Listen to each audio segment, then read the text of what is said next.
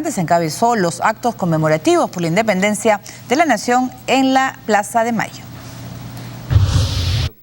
Acompañada de todo su gabinete ministerial, la presidenta de Argentina, Cristina Fernández, acudió hasta la Basílica de Luján de Buenos Aires para participar de la tradicional Misa Te Deum del 25 de mayo, conmemorando la Revolución de Mayo que permitió la independencia del país de la corona española. Al término de la ceremonia litúrgica, la mandataria se dirigió hasta la emblemática Plaza de Mayo. Allí ofreció un discurso con pocas alusiones a la Revolución de 1810 y más bien ensalzó la llegada al poder de su fallecido esposo y antecesor, Néstor Kirchner, hace 12 años. Asimismo, se refirió a la batalla legal de su gobierno con los llamados fondos buitre. Quédense tranquilos que mientras sea presidenta voy a seguir defendiendo los intereses del país y proponiendo pagarle a todos los acreedores, pero en forma justa, equitativa e igualitaria. En otro momento, Fernández se defendió de los supuestos ataques de la oposición y de los medios de comunicación no oficialistas. En esta línea, demandó a la ciudadanía prestar atención a las propuestas de los futuros candidatos para las próximas elecciones presidenciales de octubre, en las que auguró el triunfo de su partido de orientación kirchnerista. Y fundamentalmente los argentinos necesitan escuchar a los hombres y mujeres que van a conducirlos a partir del 10 de diciembre. No hagan tanto ruido ni tanto lío para que ellos puedan decidir libremente el rumbo que tomará la patria, que no tengo ninguna duda, seguirá siendo el rumbo del cambio y la transformación que hemos venido realizando en estos 12 años de gobierno. En este discurso de más de una hora, la presidenta Fernández solicitó a la militancia de su partido continuar y profundizar el proyecto político del kirchnerismo, dado que en diciembre concluye su mandato sin posibilidad de reelección. Muy bien, pues ha sido ayer la oportunidad perfecta también para aclarar muchos puntos. No ha hablado de que no tiene cuentas en el exterior, como se ha hablado, ni tampoco pues hay muchas denuncias en su contra, ¿no? De propiedad de tierras, creo que es en provincia, ¿no? Claro, las denuncias no son sobre cuentas en el exterior, así que probablemente diga la verdad cuando afirma que no las tiene. Pero claro, el tema es que las declaraciones familiares, cuando estaba vivo Néstor Kirchner, arrojaban ya un crecimiento que se había multiplicado varias veces del patrimonio conyugal. Y el argumento ahí de los críticos era que ahí el negociado estaba en que gente que había recibido favores del gobierno pagaba esos favores vendiendo propiedades inmuebles o terrenos a precio muy por debajo de su valor comercial y luego la familia Kirchner los vendía a su valor comercial y esa diferencia era la compensación por servicios prestados por el gobierno a intereses privados. Ese es el tipo de acusación. En todo caso, la acusación no ha sido nunca que sacaran dinero a cuentas en el exterior. El hijo más bien es el que tiene cuentas. Estaba yo leyendo que cuestionan el dinero cuando el chico creo que no tiene ni trabajo estable, ni dicen de dónde puede tener tales montos, ¿no? Sobre todo, esa era la discusión, ¿no? Porque al final personas pues que cuando no trabajas, esa es la consulta. Pero también es la oportunidad también para Cristina Fernández para reafirmar y el apoyo de sus simpatizantes para las próximas elecciones.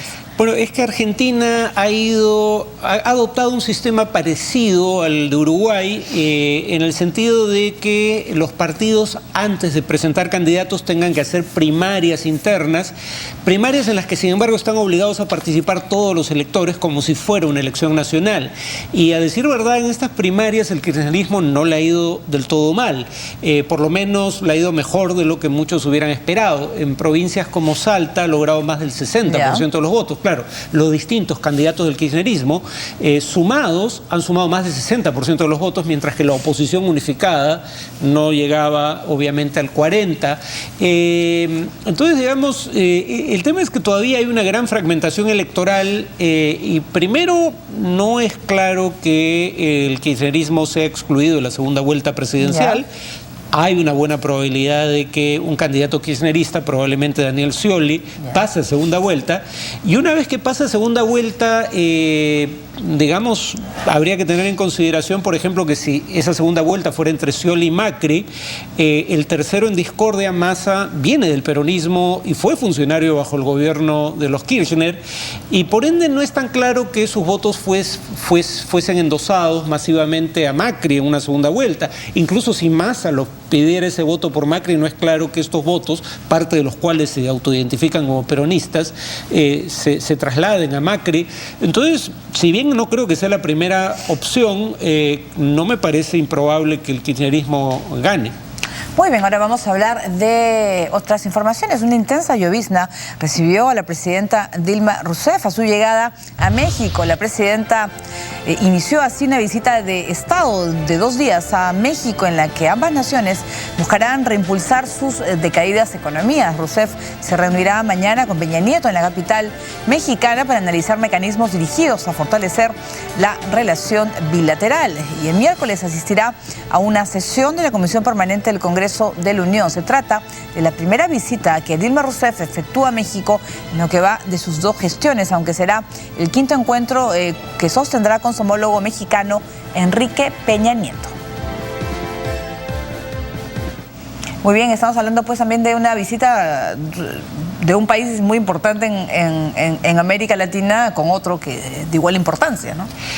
Bueno, y además habría que tener en consideración que cuando se hablaba de integración en el pasado, se hablaba de integración latinoamericana, pero a partir del siglo XXI, cuando se habla de integración, por ejemplo, Brasil promueve un mecanismo de integración que ahora conocemos como UNASUR, tenía otro nombre originalmente, en donde una de las cosas que queda implícita al hablar de Unión de Naciones Sudamericanas es que excluye a México, el único país que podía rivalizar con Brasil en el intento de liderar un proceso de integración latinoamericana. Claro que por otro lado podría decirse que México abandonó la competencia por liderar la integración latinoamericana cuando priorizó su acercamiento e integración con los Estados Unidos.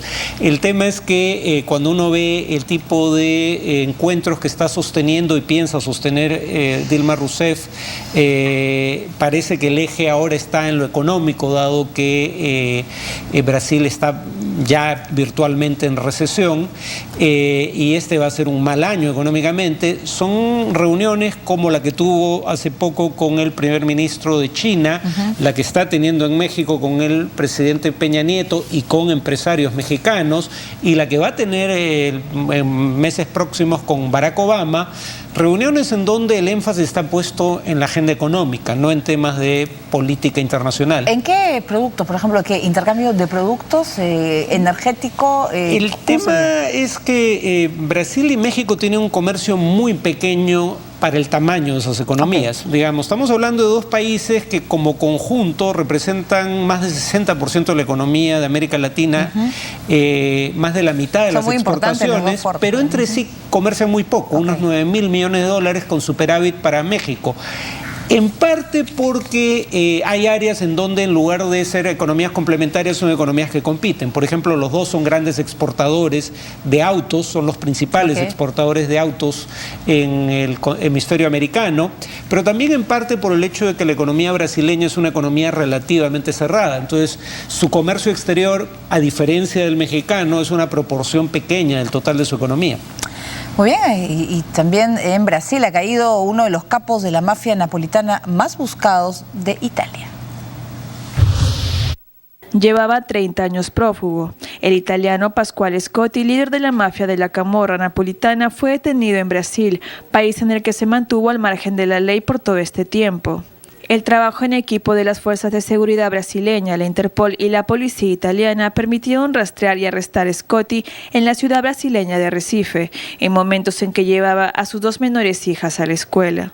Como cabeza de la Camorra napolitana, una de las mafias más antiguas y peligrosas del mundo, escapó de su detención en 1985 y por más de 3 décadas ha sido uno de los hombres más buscados a escala internacional.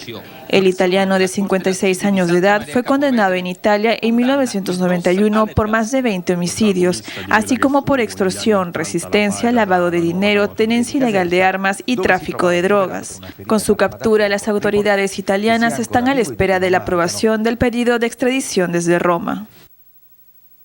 Muy bien, y en este mismo país un motín en una cárcel de Bahía ha dejado al menos 9 reclusos muertos.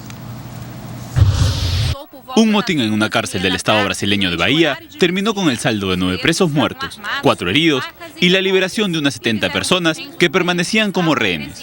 La dirección del penal anunció que los presos amotinados y una comisión integrada por concejales y representantes de organizaciones de derechos humanos llegaron a un acuerdo para la liberación gradual de los rehenes y permitir el ingreso de policías que llevaron a los detenidos a sus celdas y realizaron requisas. La rebelión en el pabellón 10 del Presidio Regional de Feria Santana se inició el domingo cuando un grupo de detenidos impidió la salida de familiares de presos, incluidos mujeres y niños, que estaban de visita. 8 presos murieron en la cárcel, uno de ellos decapitado, y el 9º falleció la tarde del lunes a raíz de sus graves heridas, camino al hospital. Los otros 4 heridos, todos presidiarios, fueron liberados y llevados a un hospital de la ciudad y ya han recibido el alta médico. La rebelión fue por una disputa entre grupos de delincuentes rivales como consecuencia de la muerte de 2 cabecillas. Las autoridades competentes iniciaron ya las investigaciones sobre lo ocurrido. Este establecimiento penitenciario cuenta con 1.467 reos, aunque su capacidad es para 644. El hacinamiento en las cárceles brasileñas ha sido uno de los factores señalados por organizaciones internacionales como el principal motivo de los frecuentes motines.